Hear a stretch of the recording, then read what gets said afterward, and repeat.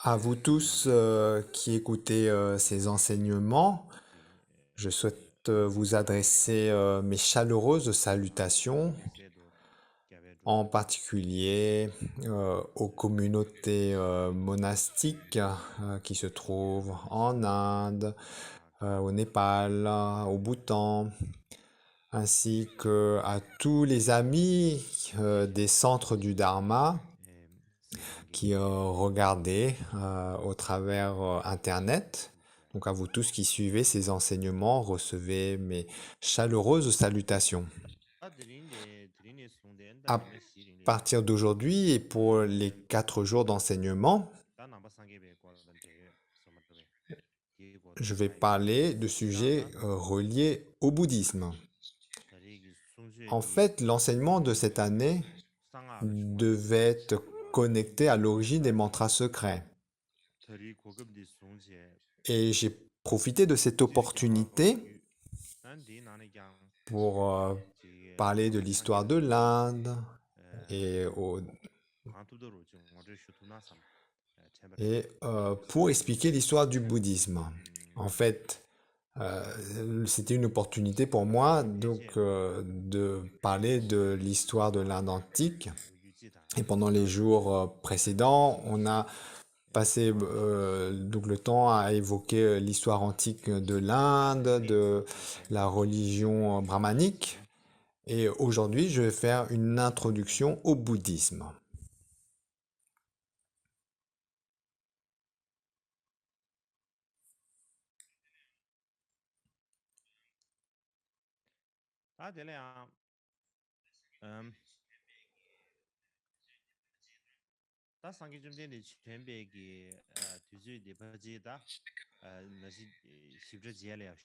Donc, tout d'abord, concernant la date où le Bouddha est venu, je l'évoquerai plus tard.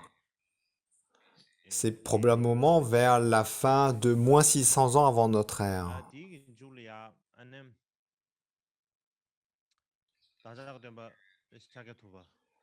Donc, moins 600 ans avant notre ère, c'est la période où le Bouddha est né. Et à l'époque de sa naissance, il y a eu un grand changement dans la religion, des religions en Inde. Avant la naissance du Bouddha,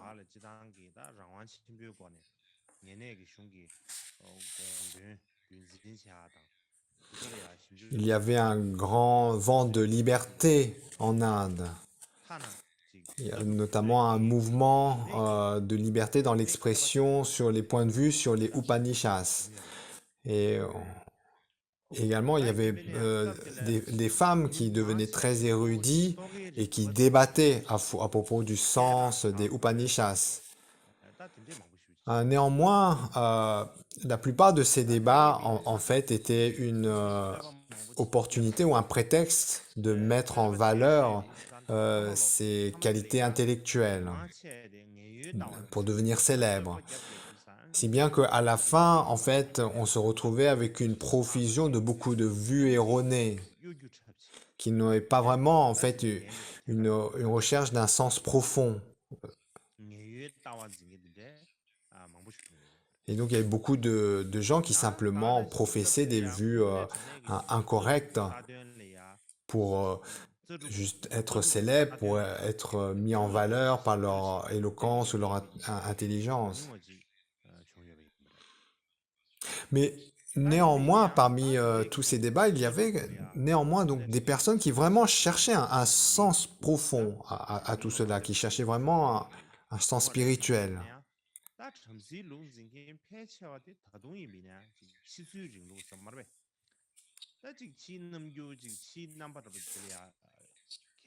Mais hélas, en fait, dans la tradition brahmanique, la majorité, en fait, était attachée simplement aux aspects extérieurs des choses et donc n'avait pas cette démarche de recherche profonde. Et cela déteignait dans la tradition. Et de ce fait, en fait, ils étaient tellement attachés aux aspects extérieurs que, en fait, le sens ou l'essence de cette tradition dégénérait. Et ça devenait, comme on dit, une tasse, une ancienne tasse rouillée que l'on transmet à ses enfants et que donc les héritiers voient ça comme étant pur. Mais en réalité, en fait, cette tradition ancienne en perdait de son sens. Mais néanmoins, les héritiers considéraient cela toujours comme étant important en s'attachant simplement aux aspects extérieurs. Mais du fait de cette dégénérescence, en fait, donc les gens commençaient progressivement à perdre foi dans cette tradition brahmanique. Ça devenait un peu insensé. Il n'y avait pas tellement de sens dans dans l'évolution de cette tradition et les gens commençaient à perdre leur foi.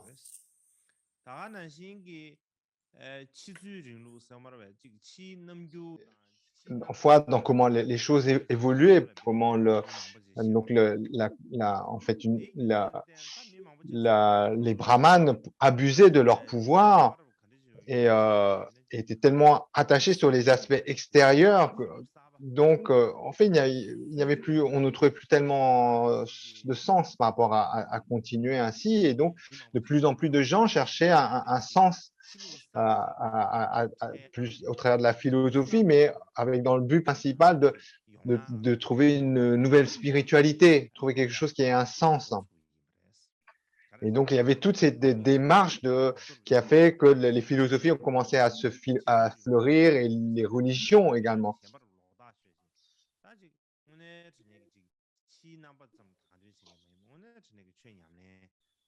Et donc, les gens ont commencé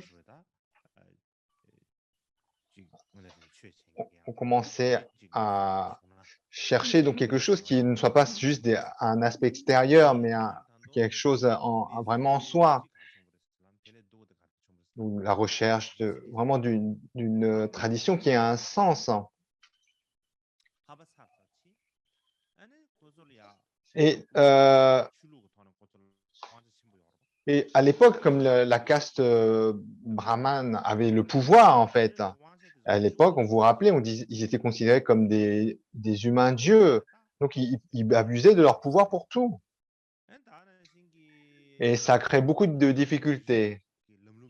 Et notamment, ils abusaient du fait du système de caste qui était mis en place et qui valorisait la caste brahmanique pour abuser de leur pouvoir. Mais à la base, ce système de caste n'avait pas de raison d'être. Il n'y avait pas d'argumentation qui justifiait ce système.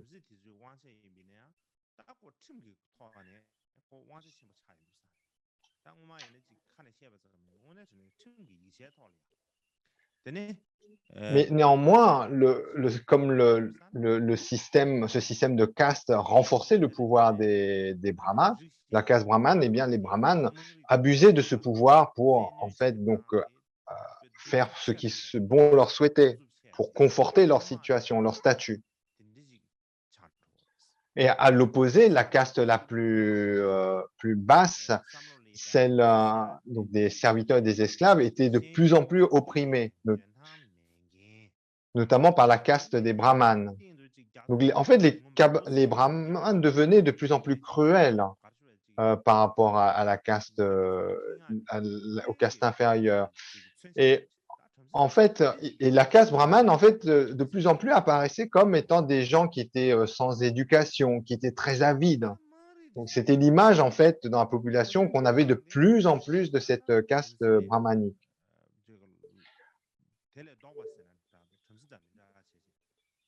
Donc,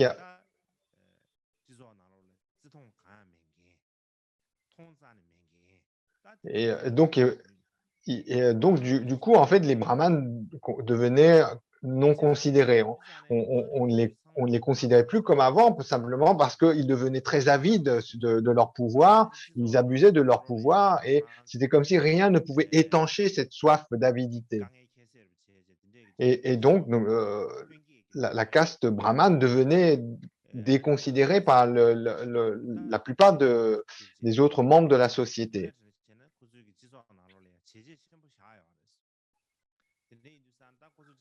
Et aussi, donc la caste des Shudras, en fait, avait apporté une grande contribution au développement de la société, mais ils étaient maltraités, méprisés, traités de façon cruelle, alors que leur contribution était indispensable à la société. C'était eux qui faisaient tout le travail, euh, tout le labeur, les travaux pénibles.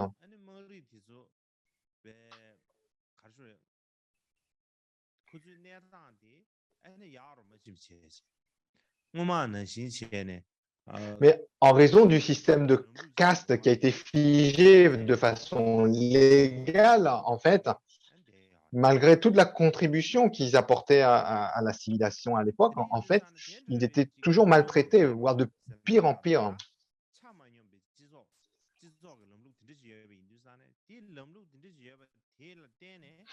Et, ce système de caste était vraiment devenu très inégal, très injuste.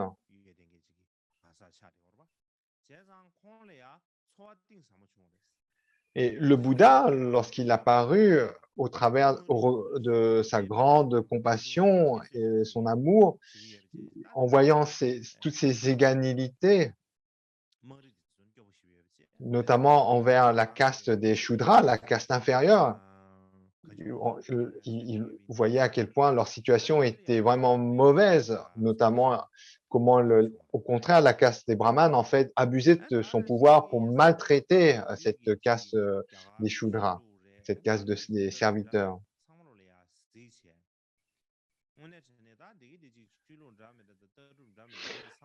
Non seulement il avait vu ça, mais le Bouddha également observait comment toutes les philosophies et les religions à l'époque se développaient.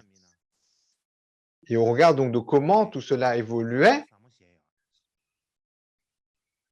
il cherchait vraiment en fait quel sens pouvait avoir une religion, comment une religion pouvait avoir vraiment un impact bénéfique sur la société.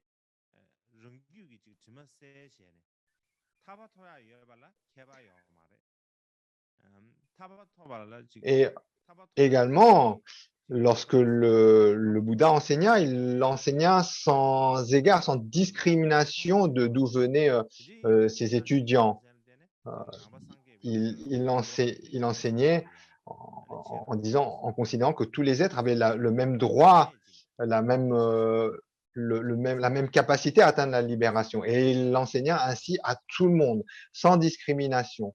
Tous ceux qui souhaitaient recevoir les enseignements, il les accueillait sans discrimination. Et, et notamment dans le bouddhisme, l'amour-compassion est très importante. Et c'est vraiment le sentiment qui l'animait lorsqu'il enseignait. Et de fait que le Bouddha enseigna empreint d'amour et de compassion, en fait, ces enseignements ont été vraiment très bien accueillis. On dit à l'image de donc sa compassion et la bienveillance qu'il exprimait étaient comme les deux mains qui étaient joints au niveau comme deux mains jointes qu'on pose sur le ventre. Donc c'était très bien accueilli. Les enseignements du Bouddha étaient très bien accueillis. Euh, et en particulier dans la caste des Shudras, la caste inférieure, et la caste Vaishya, qui est la caste de la population, la caste la plus. Et non seulement ces deux castes-là, mais également aussi certains membres de la caste dirigeante, la caste Kshatriya, en fait, pris refuge dans dans le bouddhisme. Et si bien que rapidement, le bouddhisme, en fait, se développa dans cette civilisation. On dit à un tel point que ça n'a pas pris plus d'un siècle, voire deux, pour que le bouddhisme se développa à l'image d'une tigresse dont les ailes se déploient pour devenir en fait une religion qui a une influence mondiale à l'époque.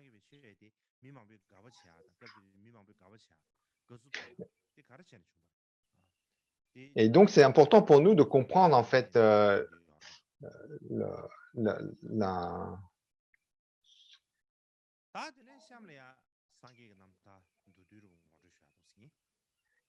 de comprendre la situation dans laquelle le bouddhisme ainsi fleurit. Ensuite, on va donner une brève introduction sur la vie du Bouddha. Et oui, aussi, donc pour terminer, donc comprendre comment le bouddhisme s'est développé par rapport à ce système, et ce qui nous permet de comprendre ainsi pourquoi certaines personnes, suivant le système dans lequel le bouddhisme est apparu, en fait, ont critiqué le bouddhisme. Alors ensuite, en guise d'introduction,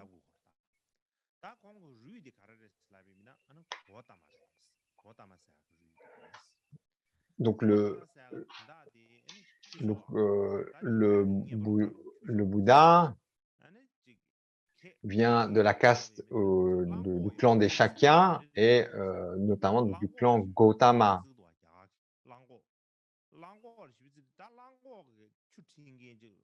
Et le clan est Gautama, et Gautama, ça signifie taureau suprême. Et notamment à cette époque, dans cette culture, il y avait un très grand respect pour les vaches, les taureaux.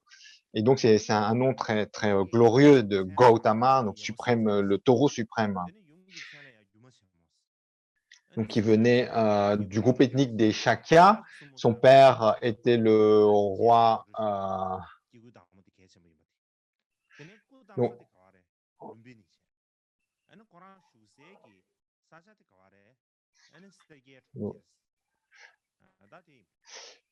donc, il vivait dans la capitale qui était Kapilavastu, et son père.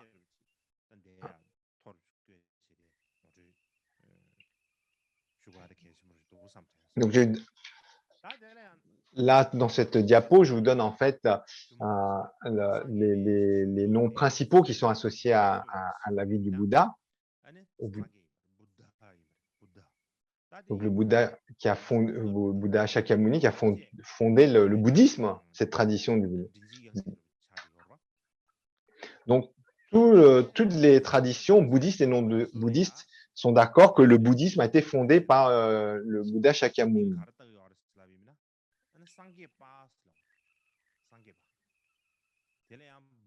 Et tous ceux qui ne sont pas bouddhistes appellent le bouddhisme le bouddhisme. Donc de nos jours, n'est-ce pas, on dit le bouddhisme. Le Bouddha, on parle de Shakyamuni, donc on dit Bouddha, on l'appelle le Bouddha. Et en sanskrit aussi, on retrouve le terme Bouddha.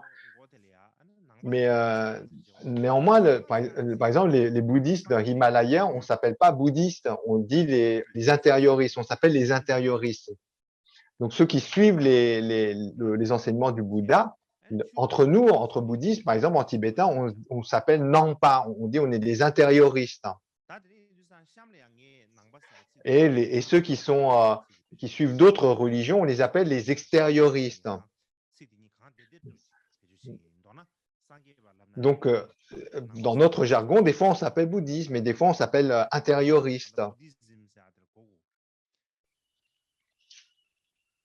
Et en fait, ces deux termes en fait, signifient bouddhiste pour nous. On s'appelle soit intérioriste ou soit suiveur des enseignements du Bouddha.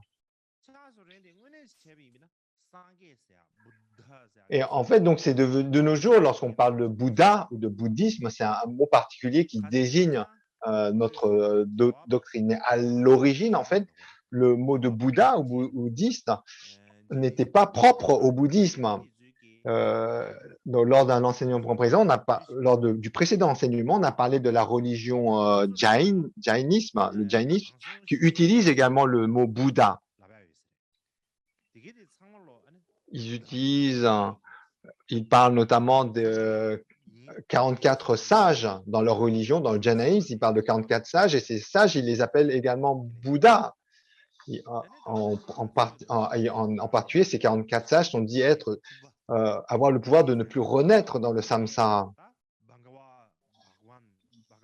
Et également on appelle le Bouddha le Muni ou le Bhagavan. Donc, en sanskrit, Bhagavan, en tibétain, Chomdende. On a aussi le Arahat. Et donc, ces mots sont utilisés par les bouddhistes, mais on retrouve aussi ces mots dans la religion Jain. Néanmoins,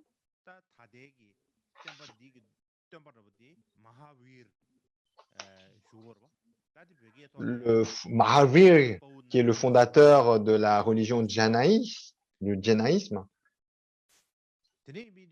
bah, et donc le fondateur de la religion jainaïsme, on l'appelait ce fondateur le Jina, qui signifie le victorieux.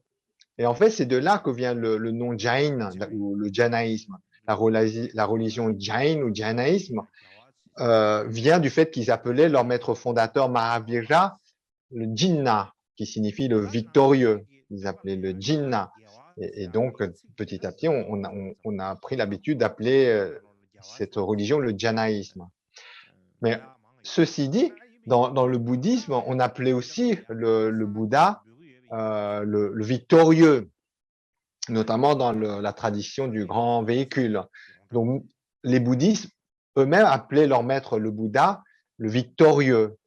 Mais en fait, ce sont les personnes extérieures qui appelaient le Bouddha Bouddha.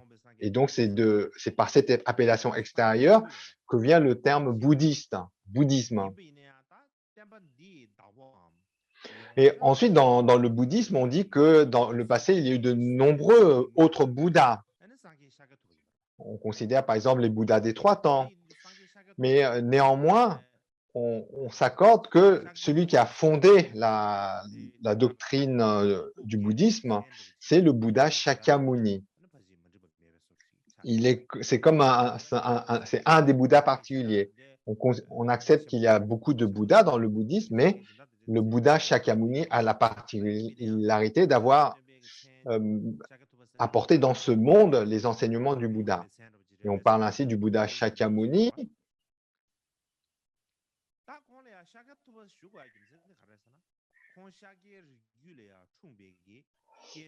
Et pourquoi on l'appelle ainsi? Parce que c'était un être magnifique dans le clan des Shakya, le groupe ethnique Shakya. Le Bouddha est né dans le groupe ethnique Shakya et son clan au sein de cet groupe ethnique était le clan Gautama, qui signifie suprême taureau. Et donc, beaucoup d'occidentaux appellent le Bouddha par Gautama Bouddha. On appelle Bouddha Gautama, par exemple. Gautama étant le nom de son clan, en fait. Donc, de ce fait, comme le Bouddha Shakyamuni vient du clan Gautama, donc on l'appelle Bouddha Gautama. Mais ensuite, dans les traditions du Nord, dans les traditions bouddhistes, on l'appelle plutôt le Bouddha Shakyamuni, plutôt que Bouddha Gautama. Shakyamuni parce qu'il vient du groupe ethnique Shakya. Donc, il est né dans le groupe ethnique Shakya. D'où vient ce groupe ethnique? Où vivait ce groupe ethnique à cette époque?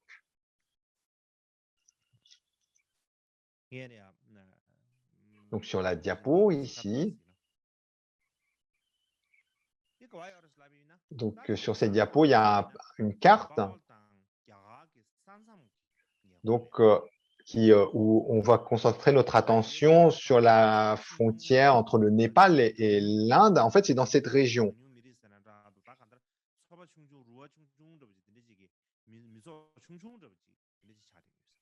En fait, il y a plein de petites tribus à cette époque dans cette région, entre le Népal et l'Inde.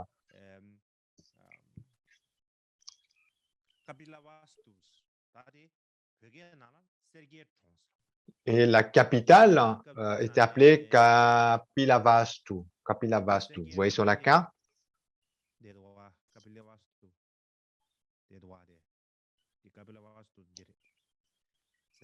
Donc ici, c'est Kapilavastu. Donc la tribu des Shakya, en fait, avait une tribu qui était vers la frontière entre le Népal et l'Inde, et la capitale était Kapilavastu. Alors, il y a beaucoup de raisons qui expliquent pourquoi cette capitale s'appelait Kapilavastu.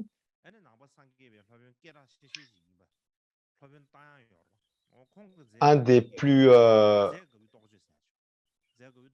Ajwagosha a écrit un grand maître bouddhiste a écrit un poème,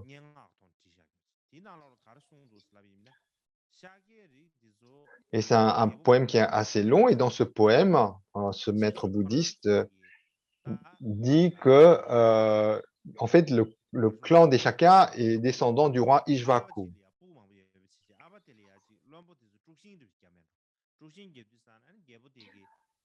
Donc c'est un roi qui a eu beaucoup d'enfants, et donc il y a eu des conflits entre le roi et puis les ministres des dirigeants, et donc le roi a dû envoyer ses enfants dans la forêt. Et dans ces forêts, il y avait beaucoup de shak, c'est-à-dire, donc c'est un type d'arbre, une espèce d'arbre qui s'appelait shak, et donc euh, il- donc ainsi les descendants de ce roi passaient beaucoup de temps dans ces forêts, et c'est de là en fait, donc comme cette forêt était pleine d'arbres shak, donc on les appelait les Shakyas. Et de là vient le nom Shakya pour le groupe ethnique. Et dans ce poème également, euh, donc de ce poème du maître bouddhiste Ashwagosha, donc vous vous souvenez, il y avait le fondateur de la Samkhya, de la philosophie Samkhya, était Kapila. Et, Kapila, en fait, donc, a été très influent à cette époque, dans cet endroit, et lorsque il meurt, donc ses étudiants, en hommage à lui, en fait, appellent la capitale Kapilavastu, en hommage à ce grand maître, ce grand sage Kapila.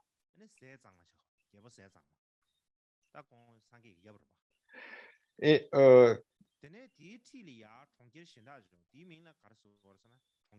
et, le, et à côté de Kapilavastu, il y avait donc la ville donc il y avait Devadaru.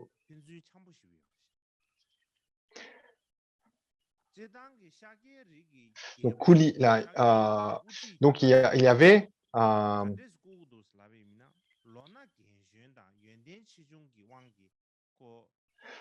en fait, donc il y avait un petit royaume en fait à côté, le petit royaume qui était dont donc Kapilavastu était la capitale, et à côté il y avait un autre le royaume de Anga, et dont la capitale était Champaka. Et en fait, c'était comme petits royaumes, deux petits royaumes qui n'étaient pas tout à fait indépendants, mais en fait qui interagissaient beaucoup.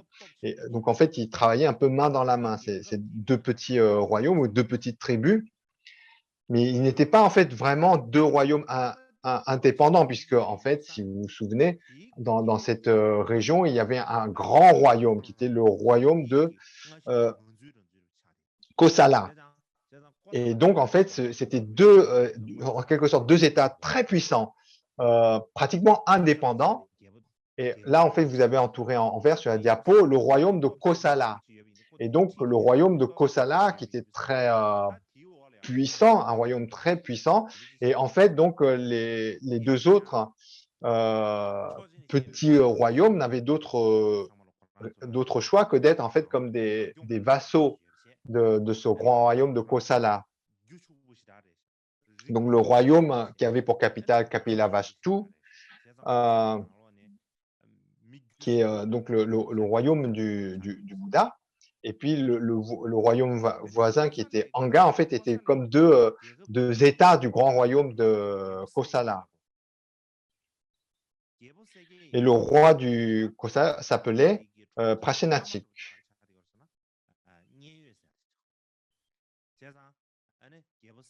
Et la capitale du royaume de Kosala, c'était Shravasti. Donc, et c'était un roi qui était très, Prashenachik était un roi très puissant. Il régnait sur le royaume de Kosala à partir de la capitale de Shravasti. Donc, c'était vraiment une région qui était très grande.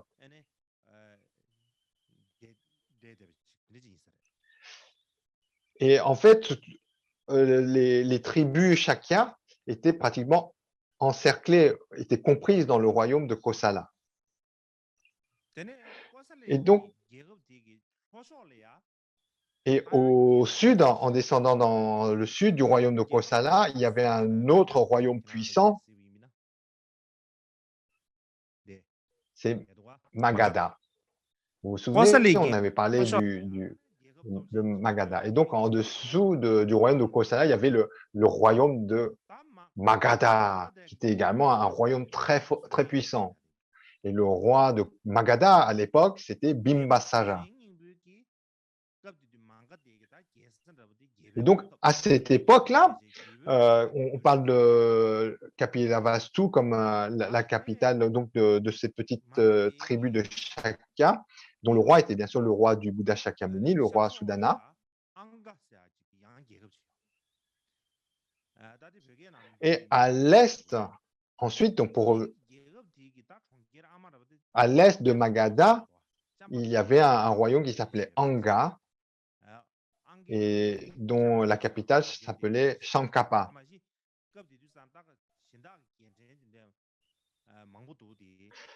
En fait, donc le roi de Anga, en fait, régnait à la capitale de Shankara, Champaka.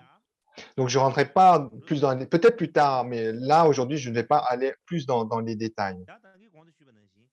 Et en fait, donc, petite correction, en fait, donc le père du Bouddha qui régnait dans la capitale de Kapilavastu, en fait, était très lié avec un petit royaume à côté dont la capitale était Kuli. Et à cette époque, donc, il y avait 4 castes, vous vous souvenez? 4 castes. Et on pense que à cette époque, au travers du système de 4 castes, le Bouddha vient de la caste royale. Mais on ne peut pas affirmer très clairement. Pour quelle raison on ne peut pas affirmer clairement? Parce que, en fait, dans les tribus Shakya, la distinction en caste n'était pas si claire que ça, en fait. Parce qu'au départ, c'était tous fermiers. Vous vous souvenez, la tribu a grandi dans les forêts où il y avait des chacs. Et puis, ils étaient essentiellement des fermiers. Et ils vivaient de la culture en faisant des travaux de ferme. Et de ce fait même, on ne peut pas affirmer clairement que cette tribu ethnique Shakya était même liée à l'ethnie des Aryens. Et donc, il y a même certaines personnes qui remettent en cause comme quoi le clan des Shakya, ou le groupe des Shakya, venait de la population aryenne. Et donc, c'est difficile, en fait, si on veut essayer de déterminer cela précisément.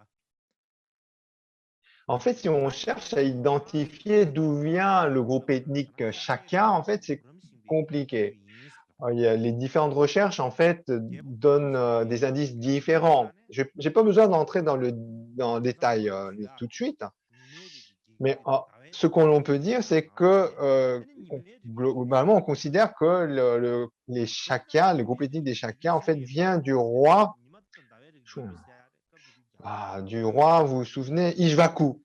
lorsqu'on avait évoqué les deux épopées, on avait parlé donc, du clan qui venait du soleil, celui de la lune. Et donc ces deux fameux clans très renommés, il y avait donc le clan du soleil, d'où était le roi Ishvaka. Et donc, on considère que ainsi, donc les Shakyas venaient donc du roi du clan du soleil, en fait. Donc, c'est d'une lignée qui était très respectée. Et de ce fait, donc, le groupe ethnique des Shakyas était très respecté.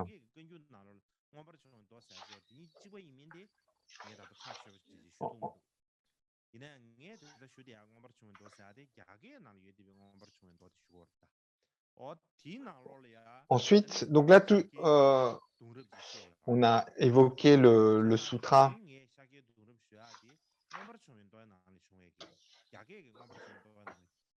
Donc, on a utilisé le poème de Ashvagosha qui est donc le long poème intitulé Sodarananda, pour évoquer qui évoque, donc ce poème évoque que les Shakyas sont descendants du roi Ishvaku, donc ce fameux roi évoqué dans les grandes épopées, donc de la lignée du soleil,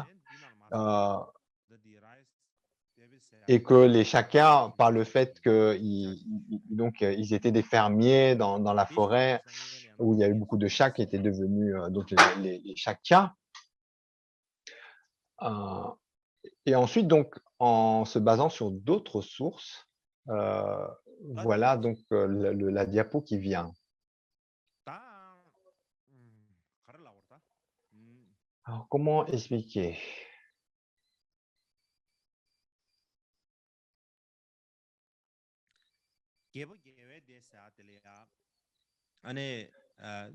Donc, il y a le roi Jayasena, que vous voyez sur la diapo.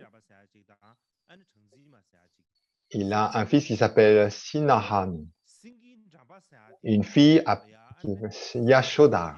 Donc, Sinahanu, il a 4 enfants et 4 fils, une fille. Le premier, c'est Shuddhodana. Et Shuddhodana, c'est le roi qui est le père du Bouddha, le roi Shuddhodana, celui qui règne à la capitale de Kavilastu.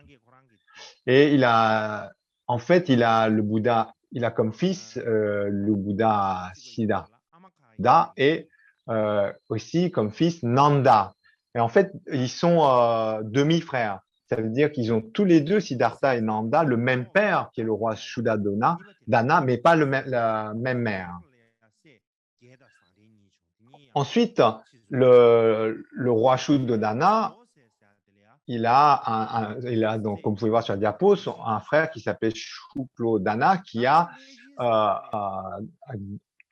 Nanda, qui a comme enfant Nanda et Bhagrida. Et puis l'autre frère, Dronodana, vous pouvez voir ça sur la diapo, qui a comme fils Ananda et Devadatta.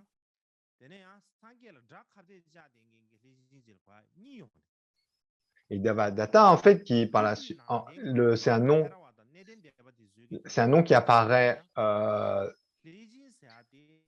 Il est à la fois comme disciple de Bouddha et également comme opposant au Bouddha.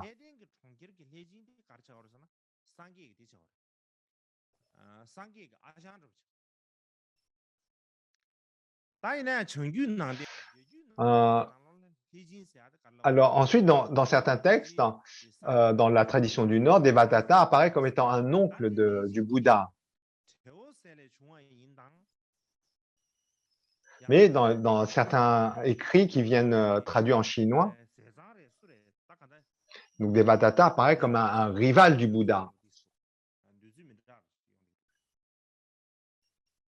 Et donc, il y a des débats dessus. Est-ce que Devadatta, qui s'oppose au Bouddha, est véritablement le fils de Dronodana ou d'un autre? Est-ce qu'il est lié par la famille, etc.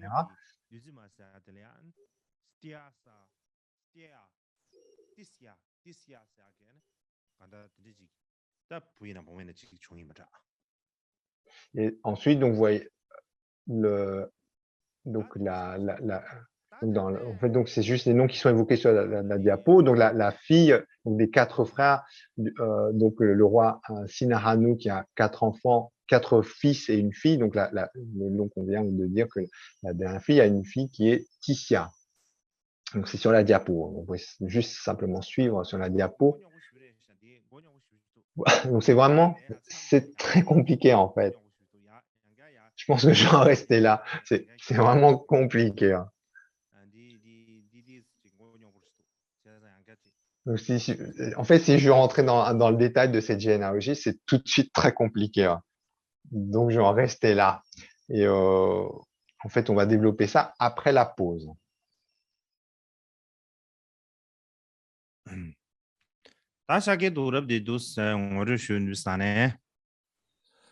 Voici l'arbre généalogique de la famille Shakya. Donc, sur cet arbre,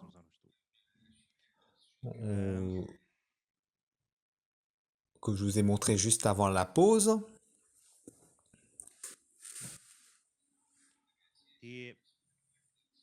on peut facilement l'expliquer avec cette diapo.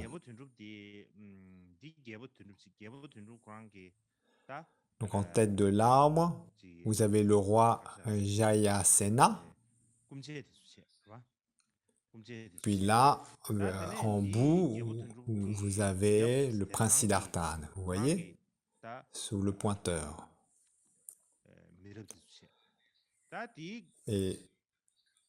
Et donc sur la colonne, vous avez Siddhartha et ses cousins. Et juste à la colonne avant, vous avez le roi Shuddhodana avec ses frères et sœurs.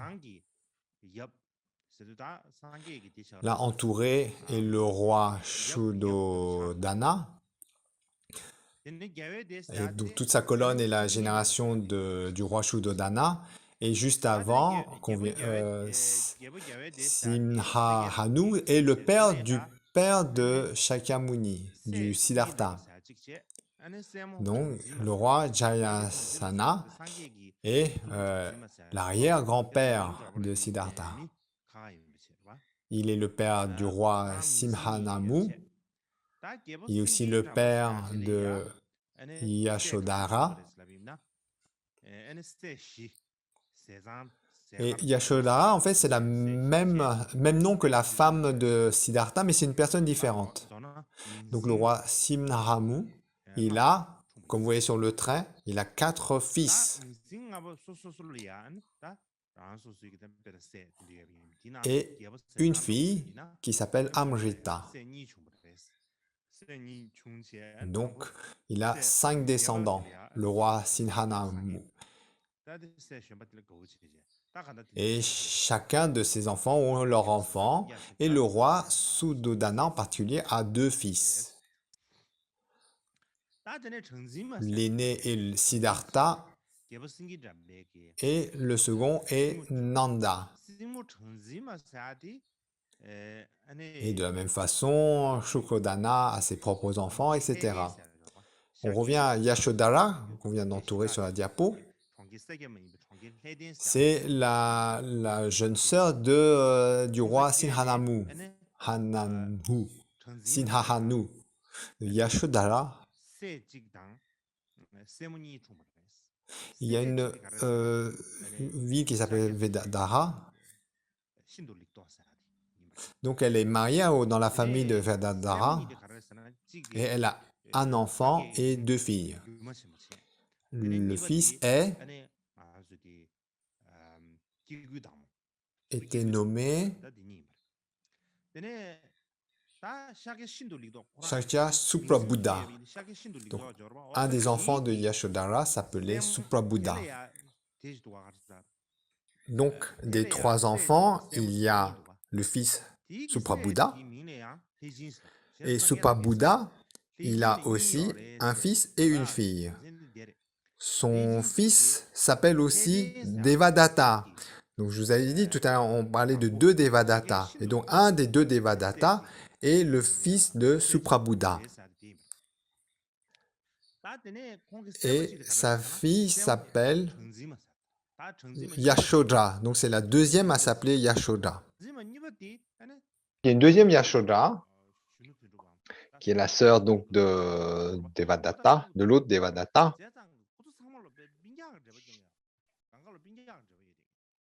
Alors, elle se marie avec la fille. En fait, il y a beaucoup de choses à dire dans les détails. C'est très compliqué en fait, mais j'ai pas besoin d'entrer dans ces complications. En fait, il y a certains experts qui disent que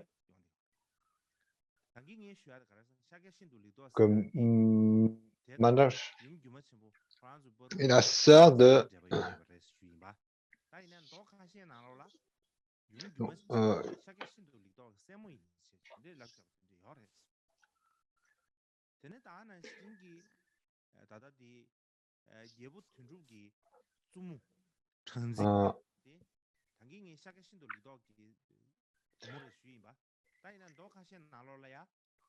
et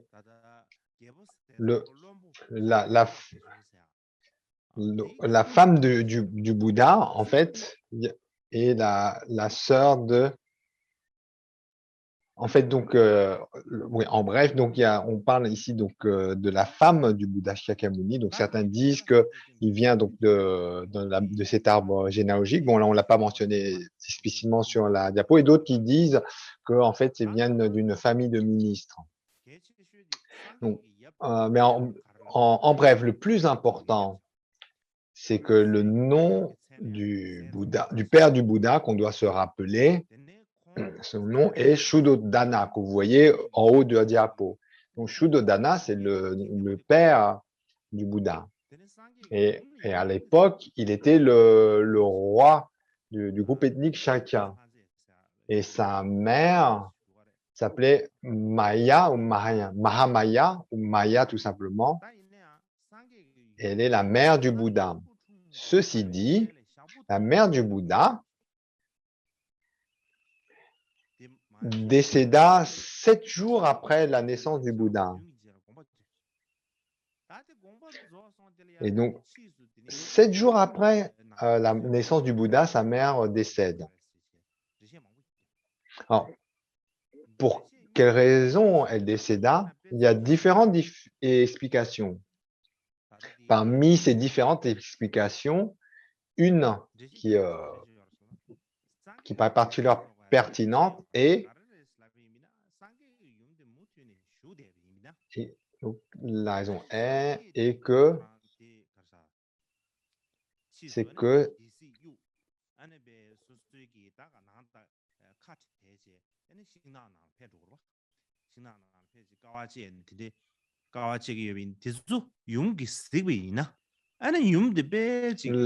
lorsque le Bouddha renonce au royaume et part,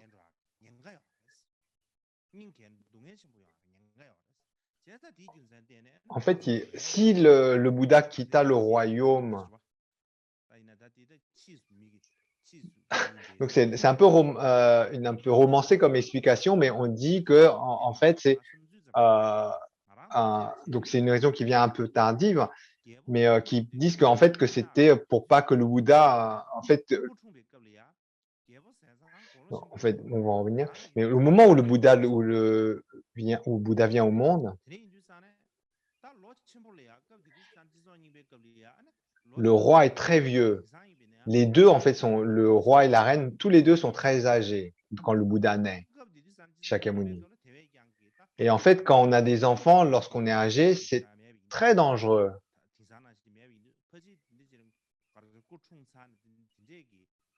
Et donc, par rapport à l'époque, le fait que le roi et la reine ont leur enfant à un âge assez tardif, notamment pour la femme, et donc elle a eu des complications de santé et elle décéda donc 7 jours après la naissance du Bouddha. Ça, c'est mon opinion. Et donc l'histoire avant, en fait, un peu romancée, c'est que on dit que c'est pour éviter que le Bouddha, enfin donc c'est connecté au Bouddha pour pas que sa mère meure de chagrin, en fait, elle meurt 7 jours avant. Il y a aussi une tante, Prajapati. Elle est la deuxième reine du roi Shuddana. Et en fait, c'est elle qui s'occupe d'élever le Bouddha après la mort de sa mère. Et vous vous rappelez, il a un demi-frère, Nanda, qu'on voit sur la diapo. Juste en dessous de Siddhartha, on a Nanda,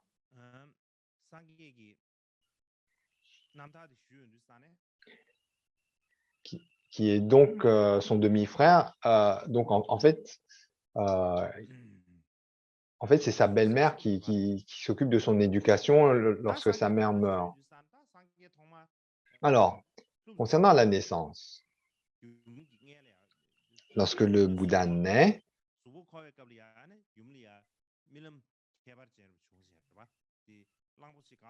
quand le Bouddha entre dans la matrice de sa mère, elle a un rêve extraordinaire d'un éléphant blanc qui se dissout dans son corps. C'est ce qu'on raconte, n'est-ce pas? C'est ce qu'on appelle la divinité qui rentre dans la matrice.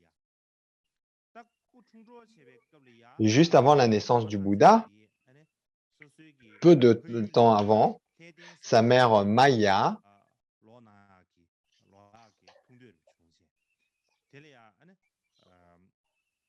exprime le souhait de rentrer sur sa terre natale. Et pendant son voyage vers sa terre natale de Devadaha, elle arrive à la grotte de Lumbini. C'est comme un parc. Et quand elle arrive à cet endroit qui s'appelle Lumbini,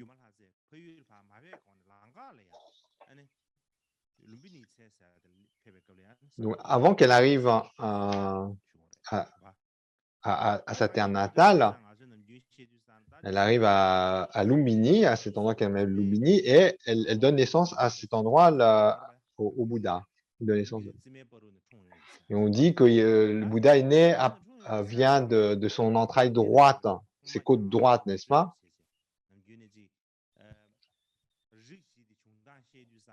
On raconte que le Bouddha est né du côté droit. Et ça va devenir d'une tradition antique de l'Inde, lorsqu'on dit que Brahma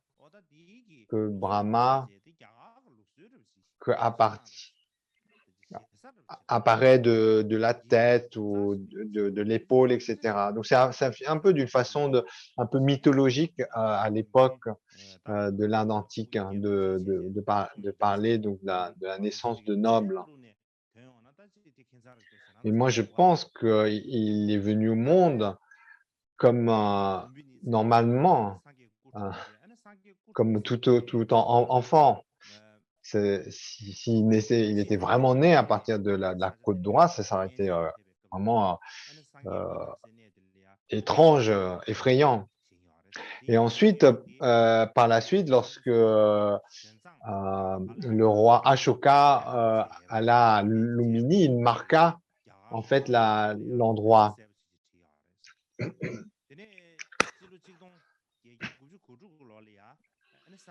Et ainsi, il marqua d'un pilier le lieu de naissance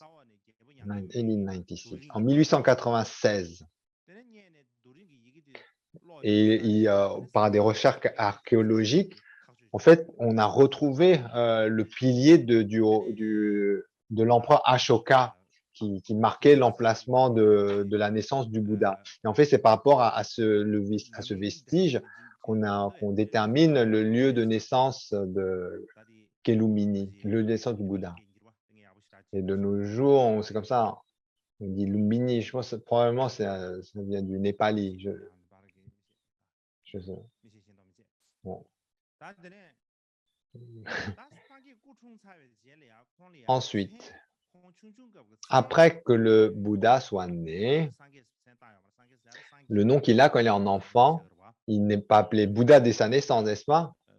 Il est appelé Bouddha lorsqu'il a atteint l'état de Bouddha, mais à sa naissance, c'est Siddhartha. Alors pourquoi on l'appelle Siddhartha à sa naissance? Au moment où l'enfant Siddhartha naît,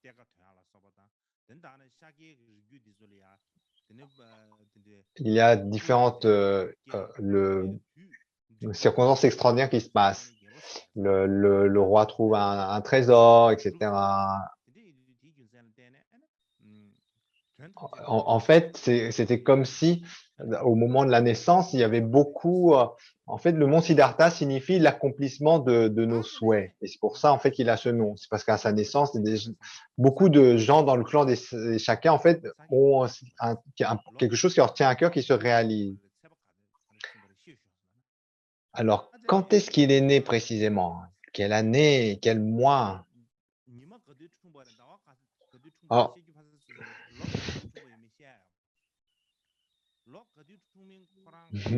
en fait, oubliez, ne cherchez même pas à savoir quel mois ou quel jour le Bouddha est né. On n'est même pas sûr concernant la date de l'année même.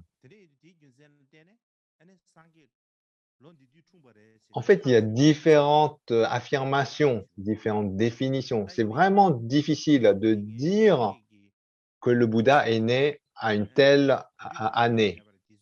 Ne serait-ce que l'année de naissance du Bouddha, en fait, elle est difficile à déterminer.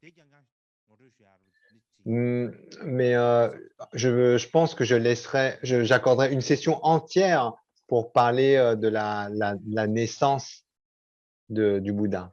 C'est un sujet qui est très compliqué et je pense passer une session entière plus tard là-dessus.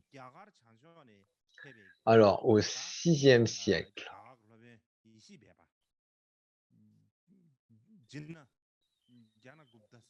le maître indien Dhyana-Gupta, qui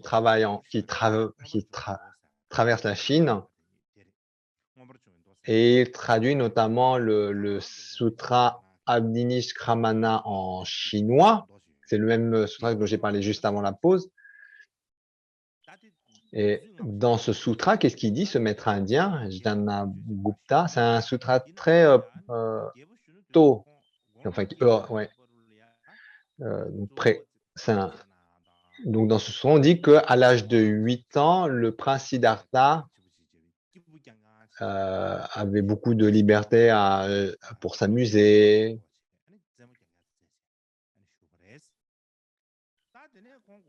Il passait son temps à jouer. Et c'est seulement à partir de 8 ans qu'il commence à recevoir une éducation scolaire, à écrire, lire, et aussi des compétences, comment on dit, physiques, militaires. Oh, j'ai oublié de parler de cela. Donc sur la diapo, donc c'est l'examination du bébé par comme des sages.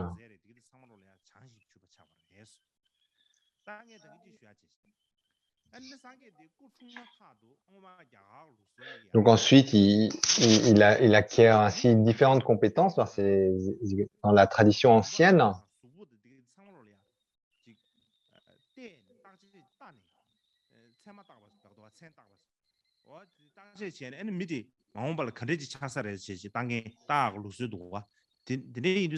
Donc il y avait à la naissance, il y avait donc certains sages ou comme des devins qui disaient, qui examinaient différents comme des devins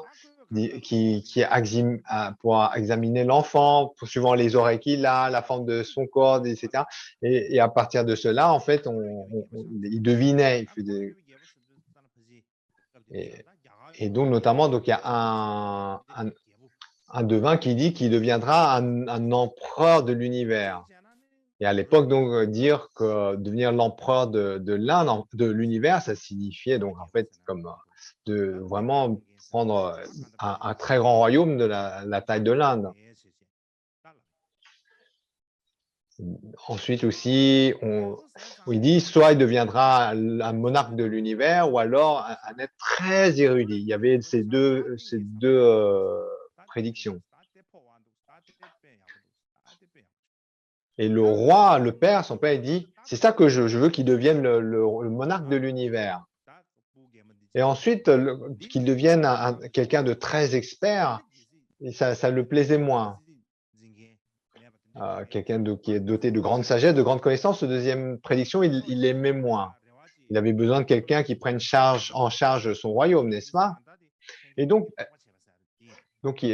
sur une des prédictions, il avait beaucoup de foi, la prédiction qu'il deviendrait le monarque de l'univers, et sur l'autre prédiction, qu'il deviendrait quelqu'un de très sage, il était très inquiet. Joyeux sur une des prédictions, inquiet sur l'autre.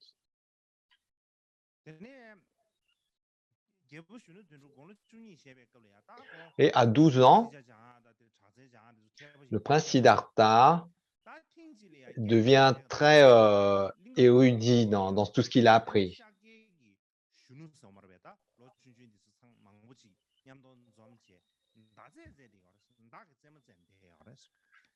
Et donc, notamment, à ce moment-là, à un moment, il joue avec d'autres jeunes de clan Shakya et il joue, il joue au tir à l'arc. Et là, il y a une grue ou une oie. On ne sait pas trop. Certains disent une grue, d'autres une oie.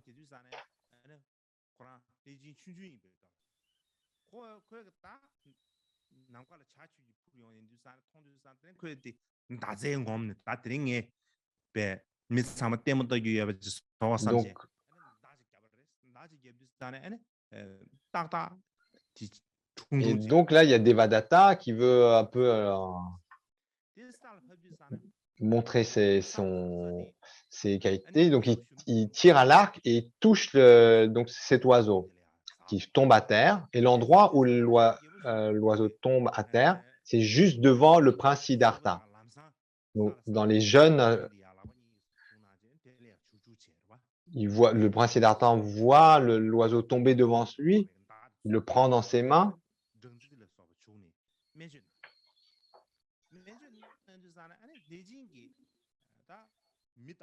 Et donc le soigne, il met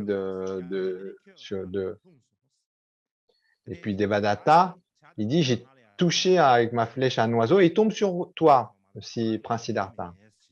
Donc donne-moi, donc Devadatta dit rends-moi l'oiseau, c'est moi qui l'ai touché.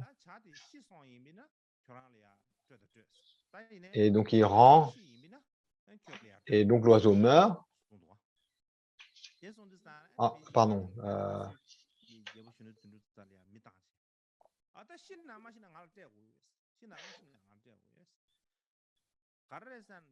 Oui, donc en fait, le prince Siddhartha donne une condition, suivant que l'oiseau va vivre ou pas, survivra. Et puis, Devadatta, il n'en a pas de cette oreille. Il dit que cet oiseau survive ou pas, en fait, c'est mon oiseau. Donc, tu dois me le donner. C'est moi qui l'ai touché. Tu dois me le rendre. C'est mon oiseau, tu dois me le rendre. Et quand il dit ça, le prince Siddhartha répond, il dit dans le passé, j'ai déjà fait le souhait de protéger tous les êtres. Et cet oiseau fait partie de tous les êtres. Et donc, je dois le protéger. Et je vais le protéger. Et Devadatta se dispute à propos de cet oiseau. Et à la fin, tous les plus anciens Shakya donc, se réunissent pour savoir comment résoudre ce problème. Donc, ils se rassemblent pour résoudre ce conflit à propos de cet oiseau. Et la dispute entre Devadatta et Siddhartha, en fait, continua bien plus tard. Et on dit que c'est à l'origine du conflit entre le prince Siddhartha et Devadatta vient à l'origine de cet oiseau. Et en fait, c'est par la suite, Devadatta, il n'a pas cessé de causer des problèmes au Bouddha Shakyamuni.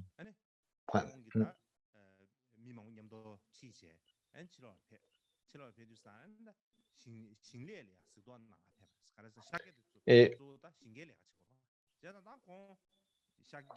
puis,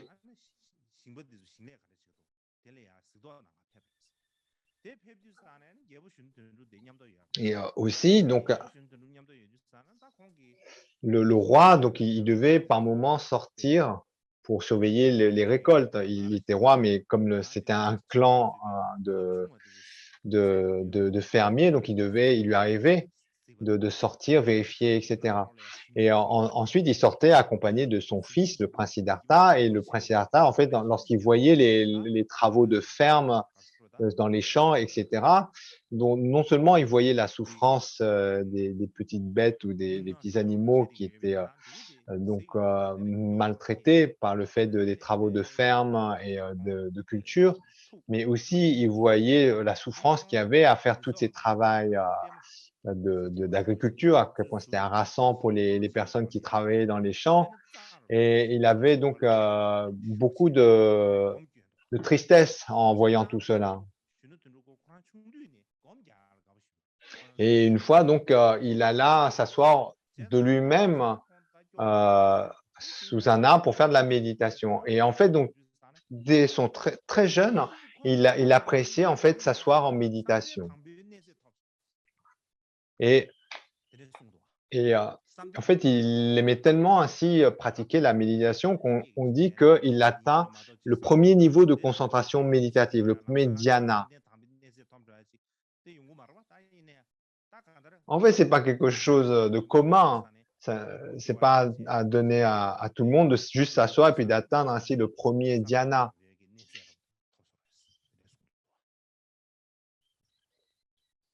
On dit que par l'empreinte de ses actes passés, il a pu donc très jeune, enfant, atteindre ainsi le premier état de concentration méditative, le premier dhyana.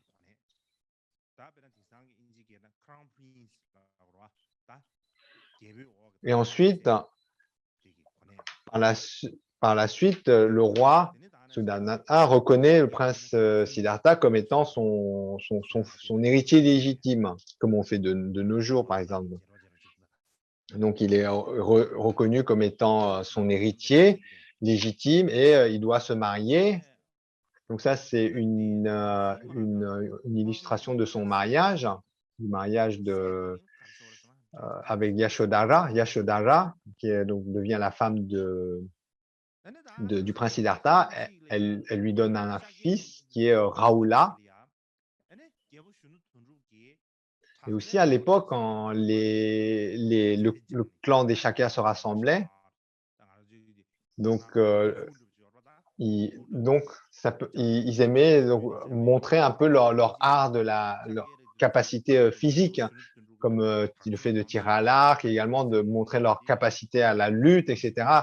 Un peu comme de nos jours le kung-fu. Bon, et donc, ils aimaient comme ça montrer leur habileté physique. Et à l'occasion de ces rencontres, en fait, il émerveillait tous les membres du clan des Shakya par les prouesses qu'il était capable de faire. Alors donc, il y a différents points de vue concernant quand ça s'est passé. Donc, par exemple, certains disent qu'il montrait ses capacités physiques extraordinaires avant qu'il soit marié, et d'autres disent que c'est après qu'il soit marié. Et donc,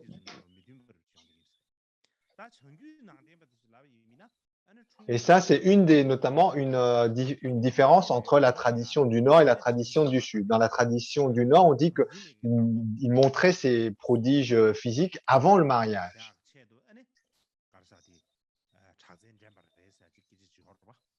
Et notamment, c'était au cours d'une compétition pour savoir qui deviendrait le mari de Yashodhara qu'il a montré en fait toutes ses qualités physiques.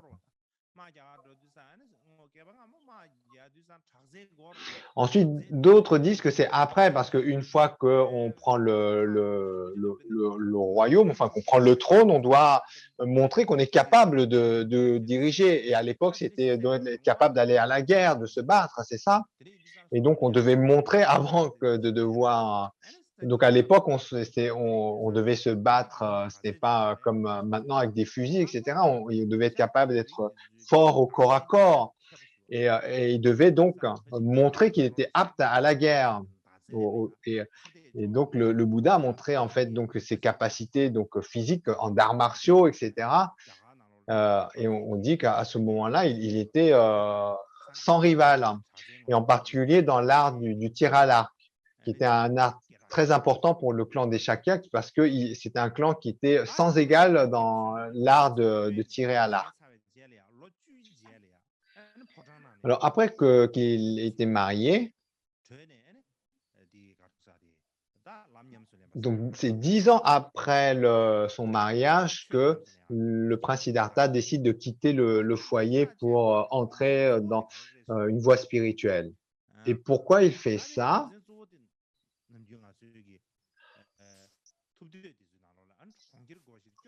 Alors, nous, on a l'habitude de dire, notamment dans les 12 actes du Bouddha, dans la louange des 12 actes du Bouddha, on dit qu'il éprouve une grande tristesse au monde ordinaire lorsqu'il sort de la ville et aux 4 portes de la ville, il voit un homme âgé, un homme malade, un cadavre qui est traîné. Et donc de là, il éprouve un grand désenchantement de la vie ordinaire et il veut réaliser, il veut atteindre la libération. Et c'était vraiment un sentiment très fort au point de le pousser à quitter son royaume. Il était encore jeune quand il a décidé d'abandonner le royaume. Donc sa mère n'était plus là, mais son père tenait encore le pouvoir. Et en plus, il avait une femme, un enfant. Donc il quitte son père qui a l'intention de lui confier le royaume. Il quitte sa femme et son enfant. Et donc on dit que en fait il quitte le royaume dans la nuit, au milieu de la nuit, probablement aux heures de 1h du matin. Et on dit qu'il quitte avec son cheval Kantaka, qui est un cheval qu'il affectionne particulièrement. Et donc il chevauche le cheval.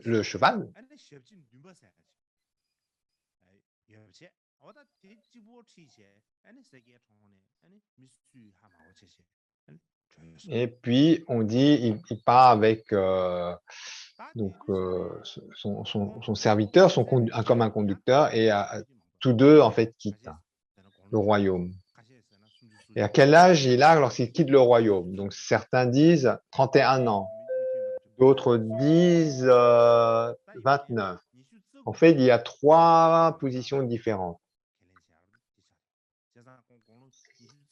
Mais la plupart, en fait, acceptent de nos jours, on accepte que c'est vers l'âge de 29 ans qu'il décide de quitter le royaume pour devenir un moine. Il fuit ainsi dans la nuit. Il n'avait pas d'autre choix que de fuir le palais s'il voulait avoir ce style de vie. S'il demandait à son père, jamais son père aurait accepté.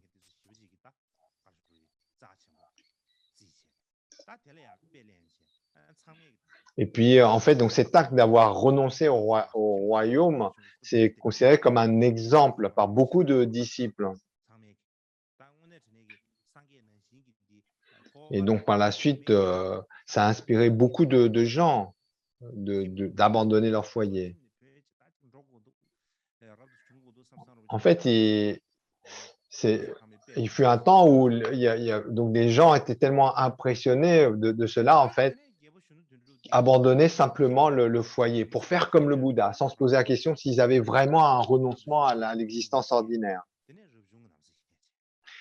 Donc, le Bouddha quitte son foyer, il coupe ses cheveux, abandonne ses habits royaux pour mettre donc, sa robe et puis mène une vie d'errant.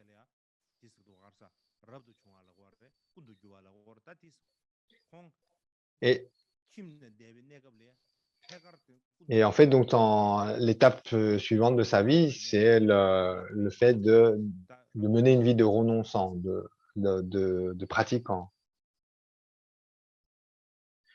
Donc, à partir de ce moment-là, il mène sa vie d'errant, sans regarder derrière. Et le lendemain, le roi, son père, remarque que son fils n'est pas là. Et il envoie immédiatement un messager pour demander au prince Siddhartha de rentrer.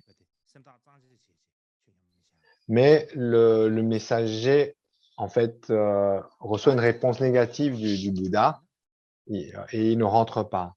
Et donc la question est, où est-ce qu'il va, le Bouddha, le prince Siddhartha? Il va à Magadha. Alors pourquoi il va à Magadha?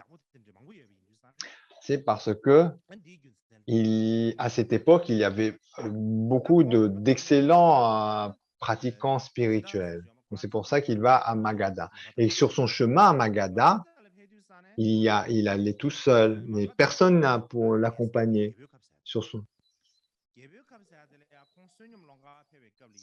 Et lorsqu'il arrive à Rajgir, capitale de Magadha, et lorsqu'il mendie à Rajgir, le roi du Magadha le reconnaît.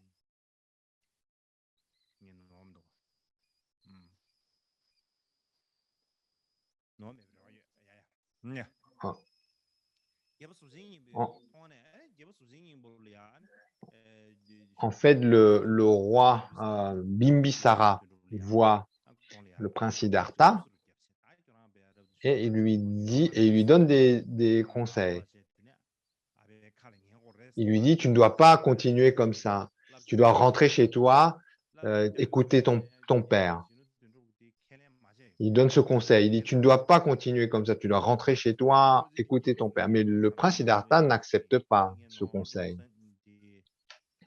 Je pense que c'est le roi Bimbisara qui lui dit ça. J'ai un doute à ce sujet, et si je me trompe, en fait, je corrigerai demain. Mais je pense que c'est le roi Bimbisara, roi de Managa, qui lui donne le conseil, en reconnaissant le prince Siddhartha, de rentrer voir son père. Et à l'époque, il y avait un pratiquant célèbre à Magadha, dont Al-Kalama. Donc, lorsqu'il rencontre Al-Kalama, donc ce pratiquant célèbre, donc ce n'est pas juste un pratiquant ordinaire, il avait atteint des niveaux de concentration méditative très élevés. Et il enseigne notamment les samadhis sans forme au prince Siddhartha, notamment les 4 niveaux de samadhi sans forme. Donc, c'est des techniques, en fait, notamment, il lui enseigne notamment la technique du samadhi comme du néant.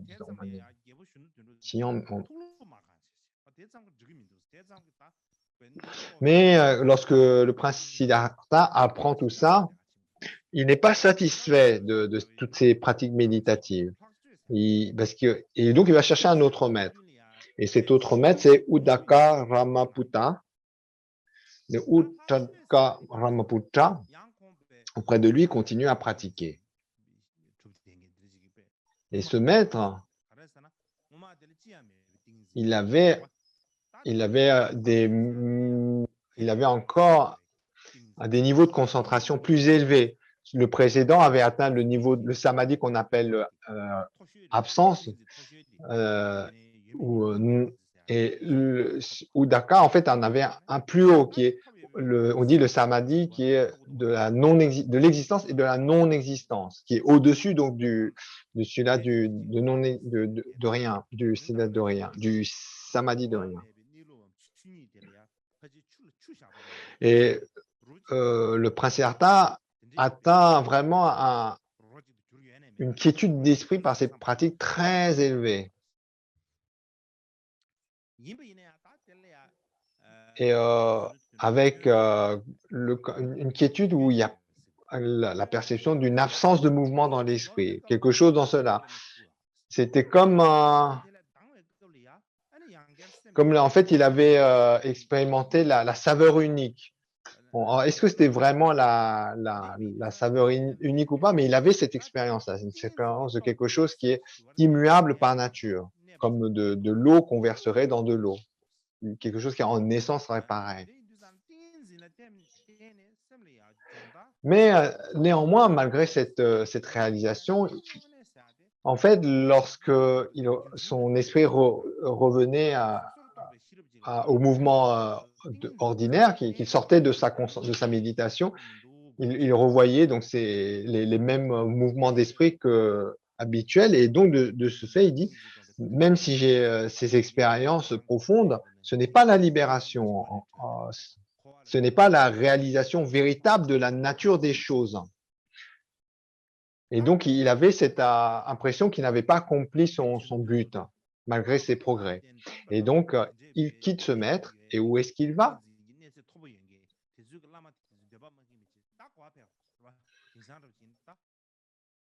Donc, ces deux grands maîtres qu'il a suivis n'ont pas répondu à ses attentes. Donc, où est-ce qu'il va?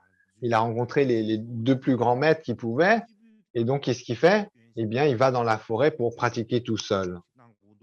Il va pratiquer tout seul, juste pour voir si à lui-même, tout seul, il peut trouver un moyen d'atteindre la libération. Et il décide d'aller pratiquer tout seul dans la forêt. Et dans la forêt où il va,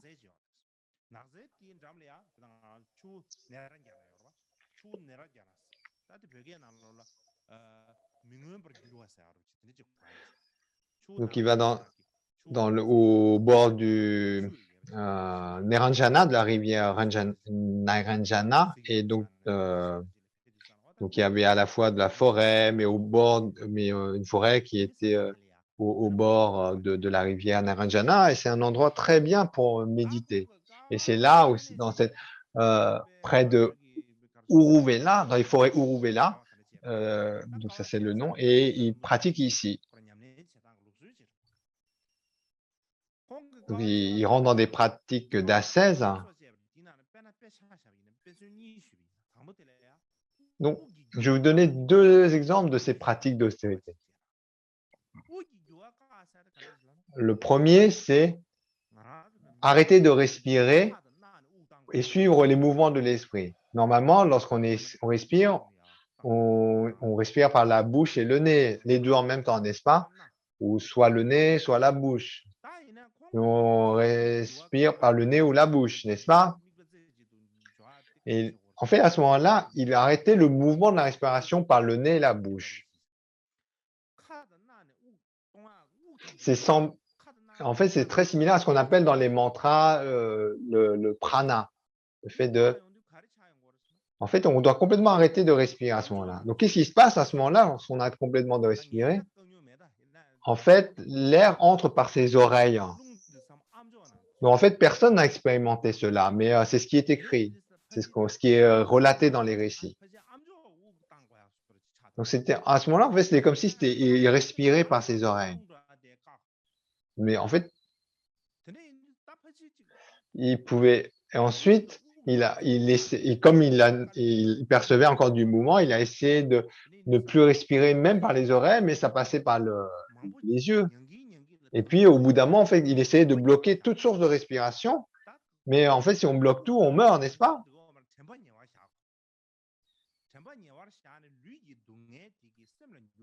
Et en fait, donc pour atteindre un profond samadhi sans mouvement, il a dû passer par des ascèses qui étaient très douloureuses pour le corps. Mais tout ça pour avoir vraiment une concentration en un point qui soit très bien fondé, sur de bonnes fondations.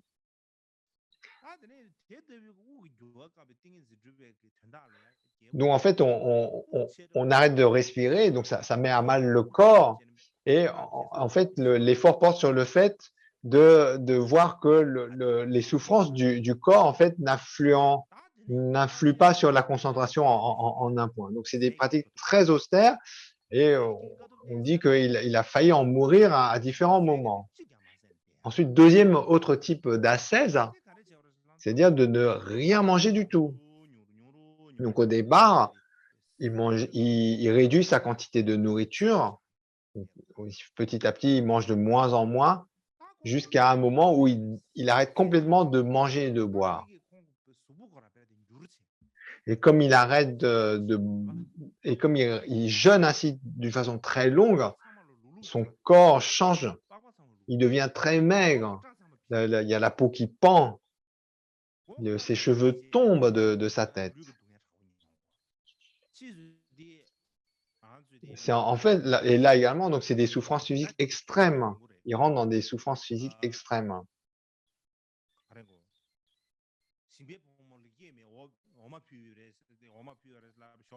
Et puis ensuite, il y a l'histoire de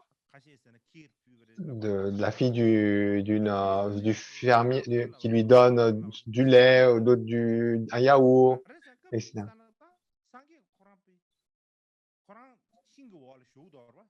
Donc à ce moment-là, le Bouddha se tient sous un arbre.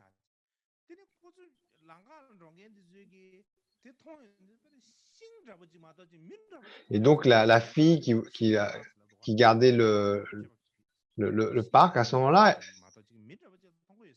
elle voit une forme sous un arbre et vu l'aspect, comme il était dans une telle état d'austérité que en fait à ce moment-là et puis comme il a passé tellement de temps seul en pratique d'ascèse,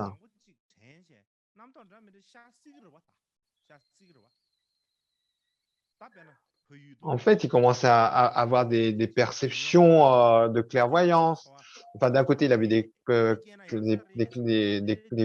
perceptions de clairvoyance, mais d'un autre côté, il y avait des obstacles qui s'élevaient, des pensées qui faisaient obstacle, comme quoi il devait, par exemple, rentrer chez lui, que toutes ces ascèses ne lui servent à rien, etc.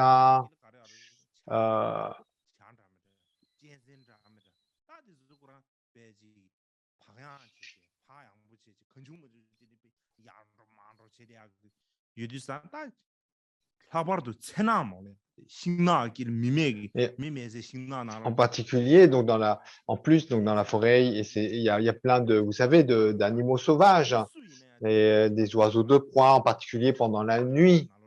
Donc, des fois, on peut éprouver de la crainte. Vous êtes assis au milieu de la forêt, il n'y a personne autour de vous, et il y a des différents.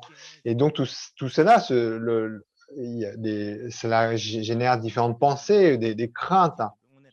Et donc, il y avait ce genre d'obstacles. Et en fait, on dit que toutes ces manifestations, en fait, étaient des démons. On dit que c'est Mara. Et donc, en fait, ici, lorsqu'on parle de démon, du Mara, c'est pas forcément un démon avec des longues dents qui a une forme fantomatique, mais en fait, c'est tous les obstacles qu'il rencontre à ce moment-là, les doutes qu'il a, l'envie de rentrer dans son foyer, etc., le fait de douter du fruit de ses ascèses, etc.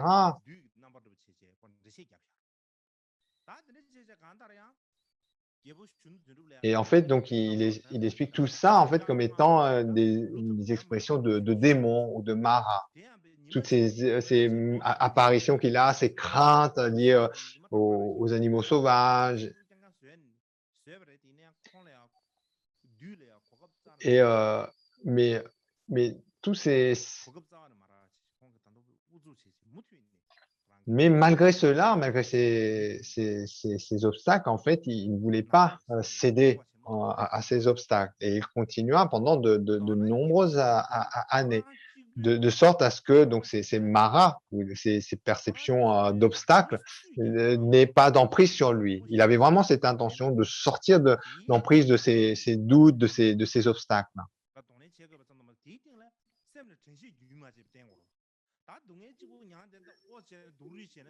Et non seulement il arrive à se défaire de ces obstacles, de ses pensées, ses doutes, etc.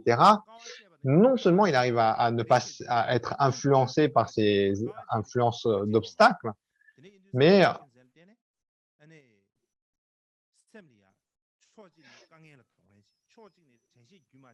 donc il fait toutes ces pratiques, cette détermination qu'il a, c'est pas pour en fait non seulement il échappe à ces obstacles, mais il parvient à préserver sa concentration en un point. Et bien sûr, sa concentration en un point, il la fait pas simplement pour faire des ascèses. Il cherche la réalité de la nature des choses, il cherche la réalité ultime et, et il développe ainsi sa clairvoyance par sa concentration en un point et donc sa concentration, sa clairvoyance se développe, etc. Mais néanmoins, il n'y arrive pas. Il n'arrive pas à son but ultime. Il ne fait pas des ascèses pour faire de l'ascèse. Il pratique parce qu'il veut réaliser la vérité ultime. Il veut atteindre, comprendre tout, la nature des choses. Et au final, il se rend compte qu'il n'y arrive pas simplement comme ça. Et donc, qu'est-ce qui se passe? Eh bien, on abordera ce point demain. On va terminer avec la récitation des prières.